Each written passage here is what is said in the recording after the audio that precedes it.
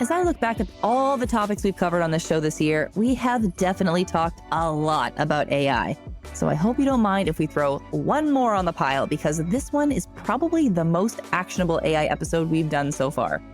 My guest today is Tal Raviv, the genius behind the popular course entitled Build Your Personal PM Productivity System and AI Copilot, which is a pretty fancy name. And it's also a pretty big deal for someone who previously described himself as an AI skeptic.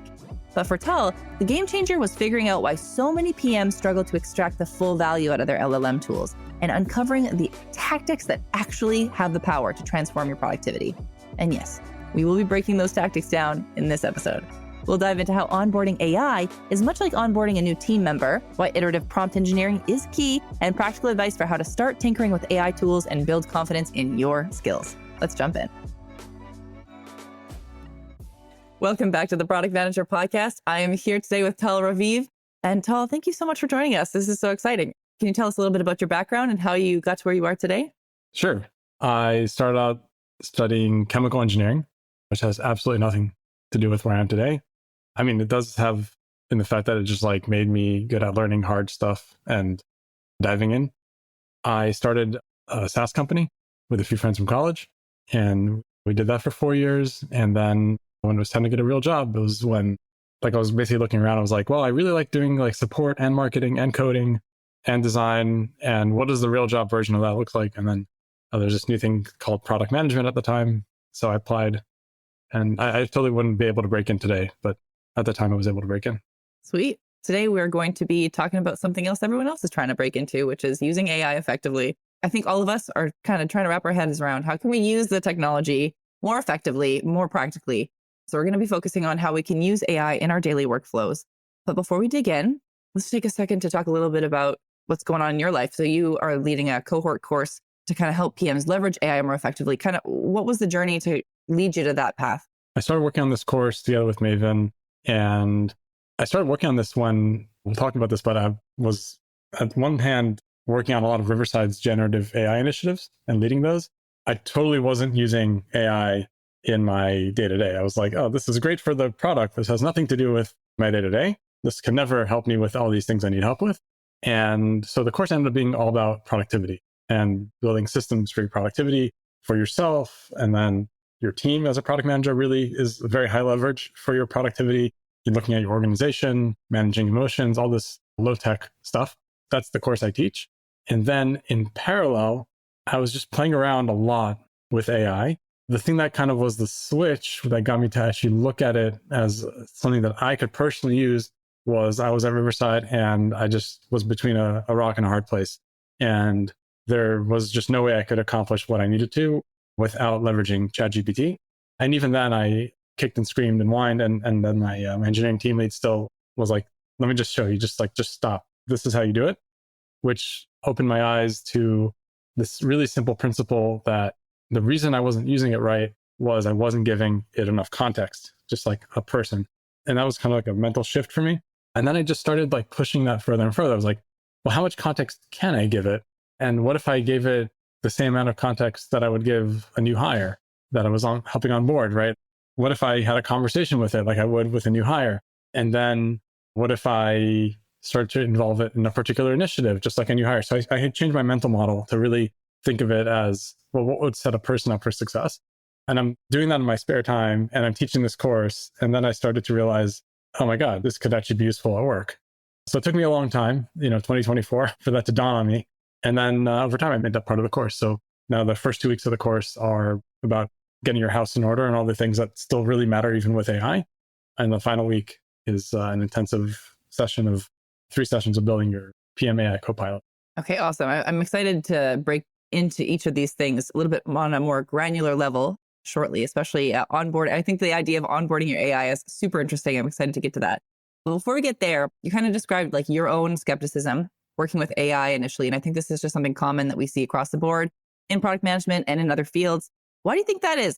Why are people skeptical or kind of hesitant to sort of bridge that gap between awareness and implementation?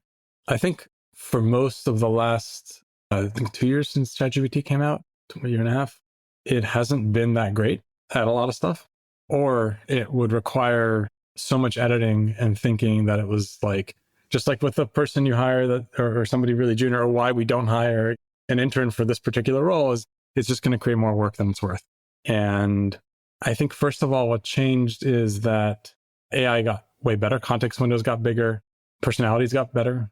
And just like the models, they just got more intelligent. And I think at this point, there was a famous talk recently with head of product of Anthropic and head of product of OpenAI, both on stage. And they said something to the extent of intelligence is no longer the bottleneck. There's ways to make it more intelligent, but it's not the bottleneck. The bottleneck is either pre-training or context, or just like, what does it know? What is it exposed to?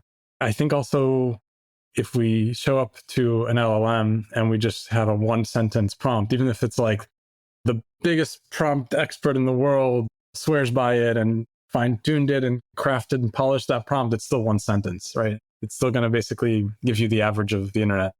And if you really wanted to do the kind of work that you do, any one of us as individuals is not the average of the internet. There's also knowledge that we bring, we combine, and we synthesize. So, I mean, starting point, let's give it that knowledge, see what it can do. Yeah, I think this is a really good point. I think sometimes we step into a chat and kind of expect, well, it knows everything, so it should have the perfect answer. But it's kind of like, if you stop someone on the street while you're just walking to the grocery store and you're like, hey, can you spit out a PRD? They're going to give you their best attempt without all the context and like owned knowledge that you have. So this is, it's kind of one of those like duh moments that I don't think we all really have had yet. I'll give another example that I think makes this like really vivid. This is when I talk to people that don't happen to be in product management, how I explain. I've been experimenting with using AI as my nutritionist and keeping me on track. And the way I explain it is, well, if I was to work with a real nutritionist, I wouldn't show up and be like, cool, tell me what to eat and how much and when and all that stuff, right? Like the nutritionist would be like, no, how about you sit down and ask you some questions? I'm like, no, I just want you to tell me. You suck as a nutritionist. I'm out of here, right? Like that wouldn't happen. That's not a conversation that would happen. But somehow that's the conversation we have with AI. Yeah, that's spot on. I hope it's working out for you. I want to talk about this AI Copilot. This is all really, really interesting. There's so many things, so many angles to approach when we're talking about using AI effectively. So let's start with the tool.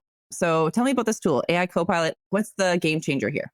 I'll say the components. The components of the AI Copilot is pick ChatGPT, Claude, something else. I personally really like Claude for this. Practically speaking, the projects feature, it's a paid feature. It's totally worth it. It's just really good from what I'm about to describe. Just makes it really easy.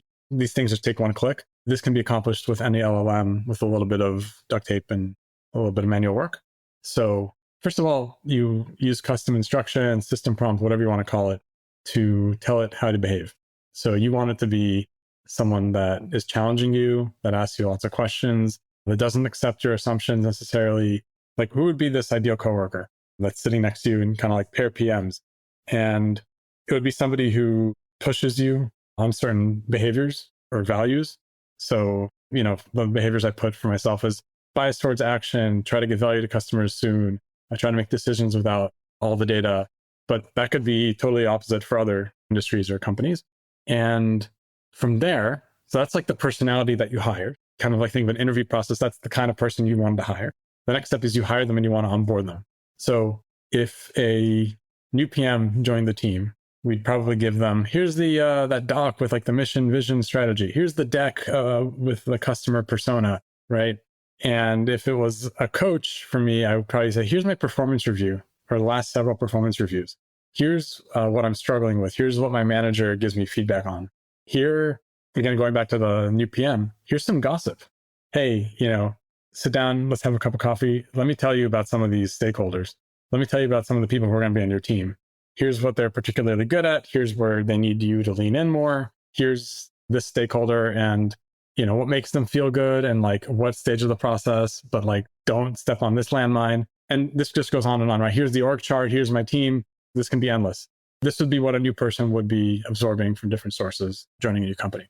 So you hire them, you've onboarded them, and then you got to put them to work. Well, you have to tell them, hey, I need you to work on this initiative, or I want you to guide me on this initiative. So you start a thread and you say, here, listen, I barely know anything about this initiative. I just had this dumped on me. Hallway conversation with the founder. We have to move fast on this. Here's what I know. Here's what I think. And you have a conversation with it. And then during that entire thread about that particular initiative, you can start asking it for outputs. Like it could be as simple as, the classic example of writing documents, fine, but it can go way beyond that. It can be a thought partner. It can simulate a hard conversation. What's the most important thing you should do next?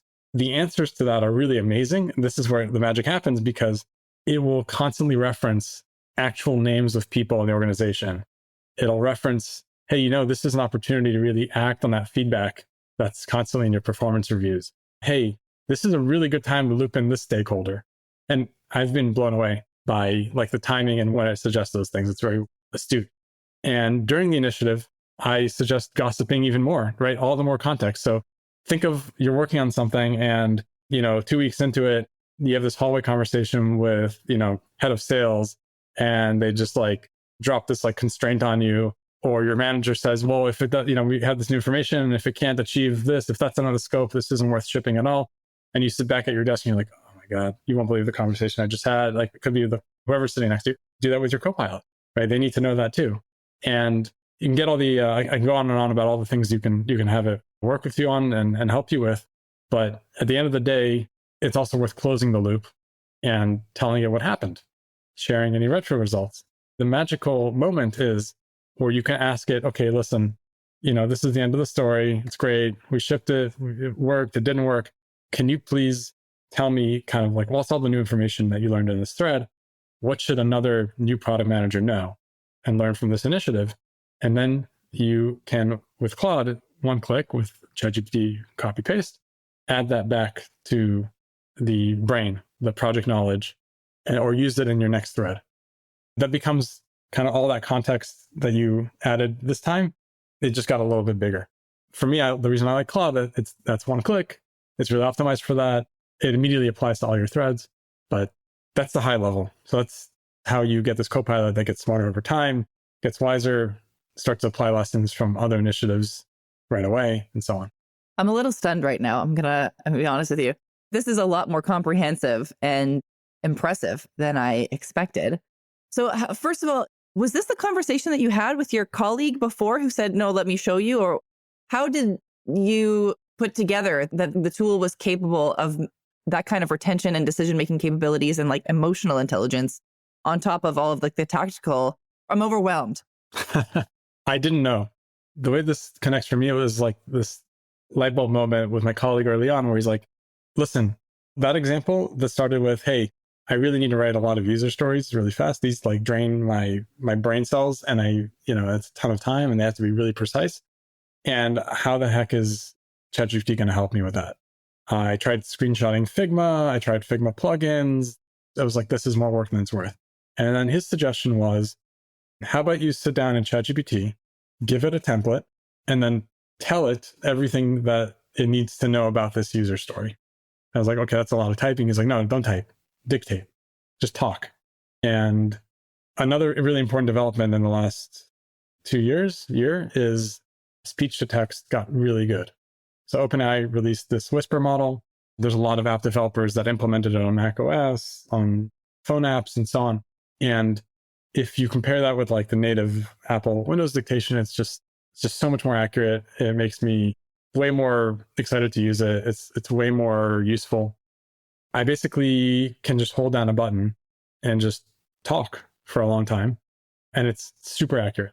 So now the process starts to look like I'm basically talking the way I would when I have a new engineer joining an initiative, or I'm kicking off an initiative.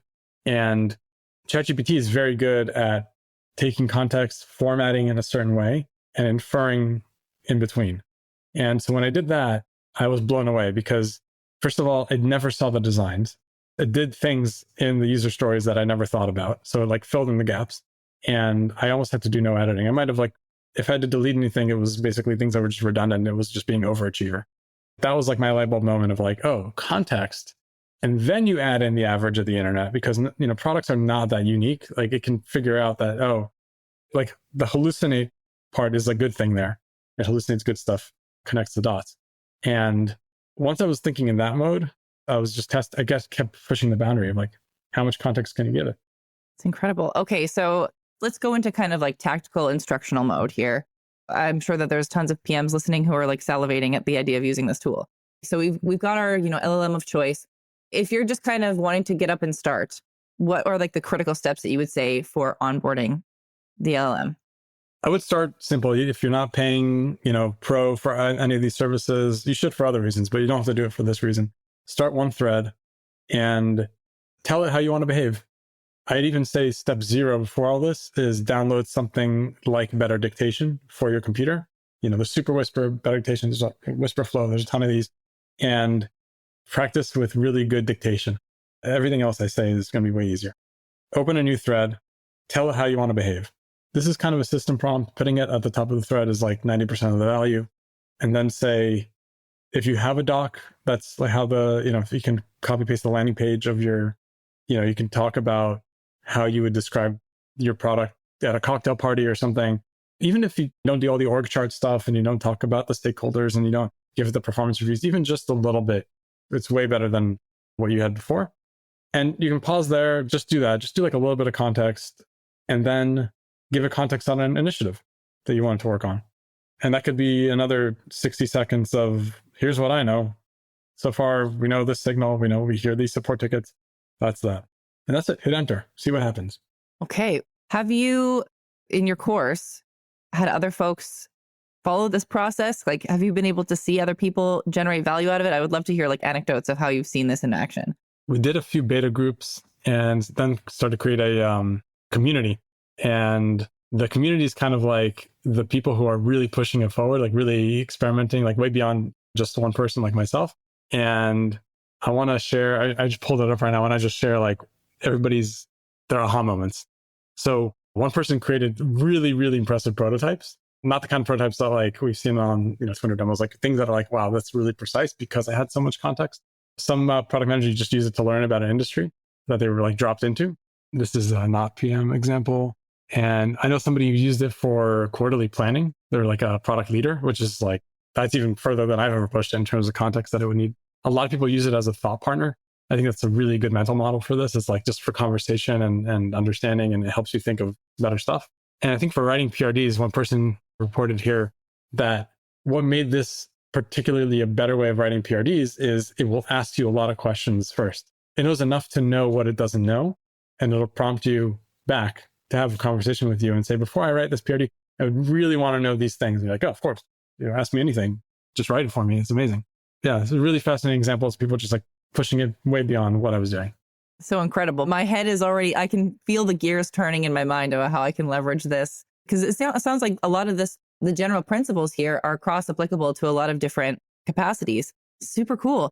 Let's dive a little bit into prompt engineering, because we're talking about giving context and like how important it is to give good quality information to the LLM and to design your prompts well. So what are some of the best practices that you've leveraged, like strategies that people should adopt to create better prompts and just be able to provide better quality context? I think there was like a phase in LinkedIn where like the entire feed was prompt engineering slide decks and like people changing their titles to prompt engineer. And I remember just having like this like weird feeling about that. I'm like, this can't be this way for long. This whole way of treating prompts like magic spells or magic potions or Pokemon that you collect, like it just doesn't feel right. And lo and behold, over time, those became less and less important.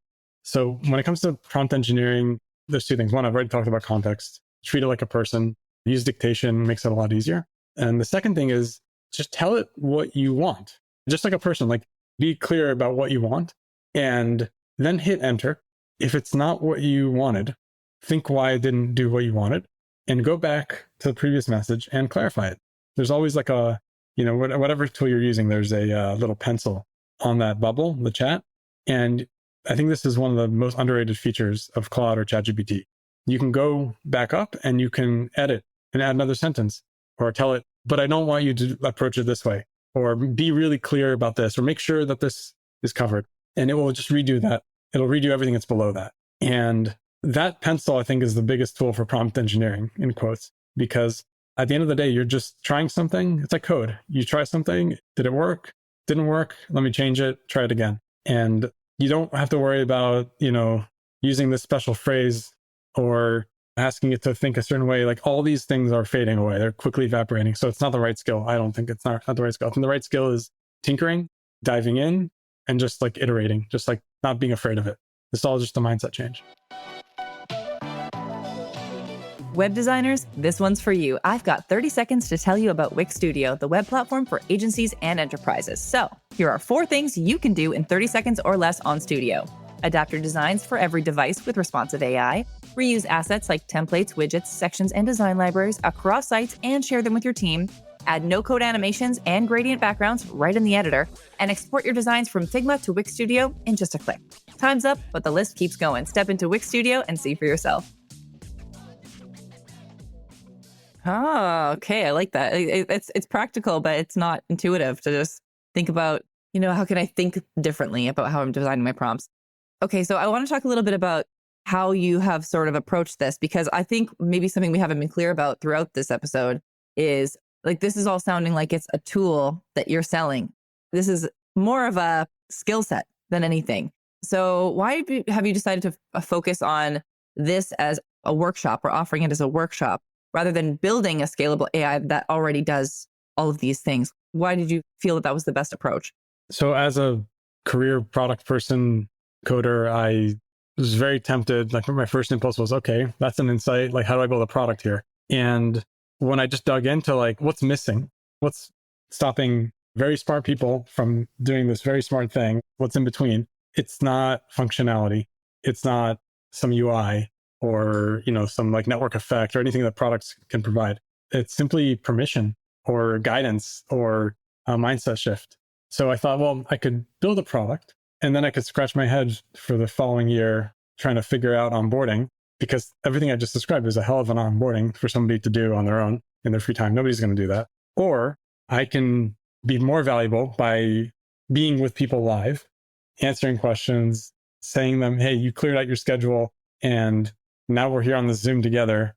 So I'm going to give you 5 minutes to do this thing. There's nothing, you've cleared out your schedule and I'm here to answer your questions and basically build it out together. For me, that's a 90-something% activation rate, if you want to talk in product terms, right? And I think that value, retention, and all that just is a way better approach to it. So I think another reason is also that a lot of the things that are missing or that could be better, I would just be so shocked if that wasn't on OpenAI or Claude's.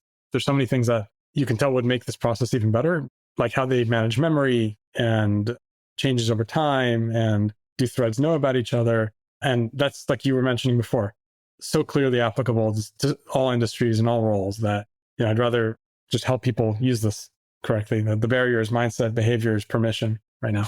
That totally makes sense.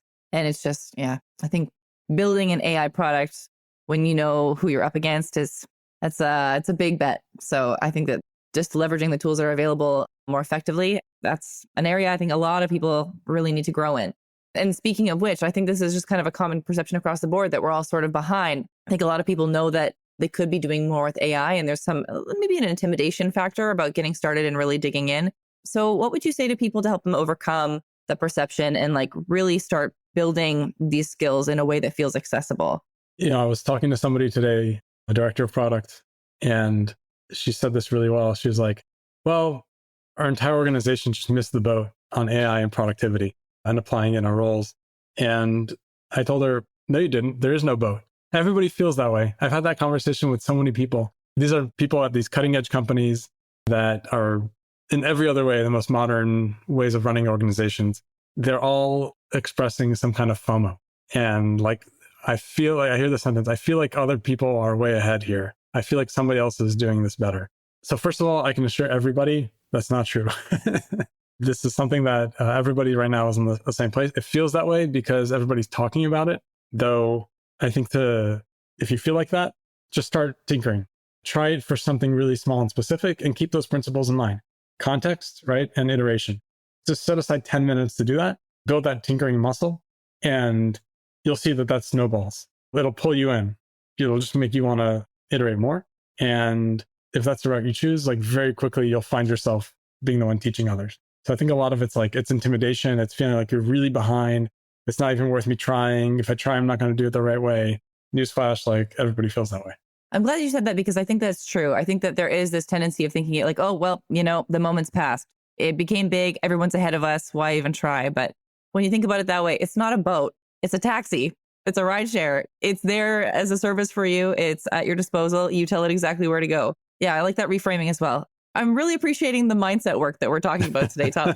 Well, anyway, so you'd mentioned a few different success stories or kind of breakthroughs that people had, either yourself or someone else. What's the one that you think is like the most whoa that you've seen working with AI yourself or working with other folks who are learning how to use it? For me personally, my oh my God moment was having like pricing conversations. And it didn't, I have to say, got it right. It didn't just like spit out the perfect answer, but it was just a really good conversation. And even when it got it wrong, it made me wonder, why did that feel wrong? And say that. The right word for this is thought partner. It was just like having a smart person sitting next to me, helping me think through something and bouncing off ideas. At the end, it helped me get to a better answer, how to bundle something, how to price something. And it's kind of like a really smart rubber duck. It's like the next level of rubber duck. It's probably not what we imagined. Like this would be the aha moment for AI. We probably imagined something very sci-fi and like the supercomputer from Hitchhiker's Guide to the Galaxy.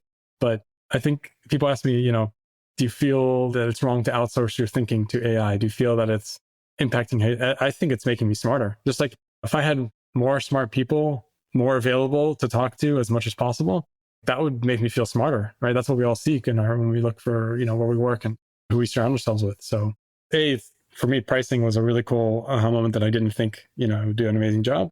But it's also that glow, that like flow you feel afterwards of like, I just had a really good conversation. That's a really great example because it's such a nuanced conversation. We just had a really great chat with Jem Kansu from Duolingo. He's the head of product at Duolingo. It's a very complex conversation that you have to have when you're thinking about pricing. And it's such a, you really have to be so careful about where exactly you place those markers. So yeah, I can only imagine it's to your benefit to have an incredible tool that's able to help you workshop your decision-making process and like apply that in future situations as well. This is so fascinating, Tal. Thank you so much for joining us. I have really learned a lot today. Where can people catch up with you online if they are curious about taking your course or just want to hear more about your thoughts? Sure. LinkedIn is the first answer. There's the course. It's on Maven. For people who are listening to this and they're just like, I just want to run ahead with this and just tinker away. On Maven, I'm putting this, like the demo I did, you can just see everything I did. I use this Notion playbook where it has like all the prompts and the steps and it's much more structured. Basically, everything that's in this conversation just like laid out. That's something you can just purchase without having to take the whole course. And the course is just really good for people who want to have access, open Q&A, office hours, reach me, and like just do much more together. Awesome. Well, thank you so much for joining us. It has been an absolute pleasure. Thank you. Thanks for listening in. For more great insights, how-to guides, and tool reviews, subscribe to our newsletter at theproductmanager.com/subscribe. You can hear more conversations like this by subscribing to The Product Manager wherever you get your podcasts.